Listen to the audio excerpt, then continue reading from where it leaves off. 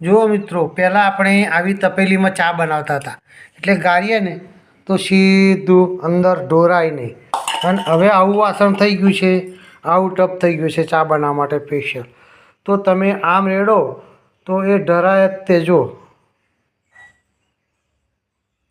હા, એ આ ચા ઢરાયો અહીં થઈ નીચે જાય. અને આવું વાસણ હોય ને તો ચા ઢરાય નહીં. હવે ચા પીવા માટે કાચની રકાબી સારી ભાઈ. જુઓ, કાચની રકાબી આ મોઢામાં આવી શકે.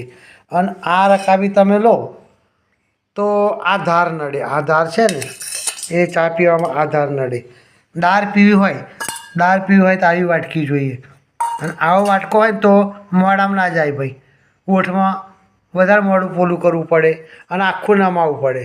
જ્યારે આમાં ધીમે ધીમે પી શકાય. એમાં દરેક વાસણો બનાવ્યા છે ને એ એની રીતે બનાવ્યા છે. આ પ્યાલો છે, પ્યાલો. હવે પ્યાલામાં પાણી સારી રીતે પી શકાય. પણ જો આવી ધાર હોય પ્યાલાની તો વાર લાગે ભાઈ, પીવામાં તકલીફ પડે. એટલે આ જુદા જુદા વાસણ બનાવ્યા. એ આ કીટલી એટલા માટે જ બનાવી છે કે કીટલીમાં હોય ચા તો કોઈ દિવસ ડરાય નહીં અને કંઈ જ નહીં. ચાલો આવજો મારા વાલા. જરૂર પડે એવી વસ્તુનો ઉપયોગ કરજો. આપણા સમાજમાં પણ આવા માણસો હોય છે.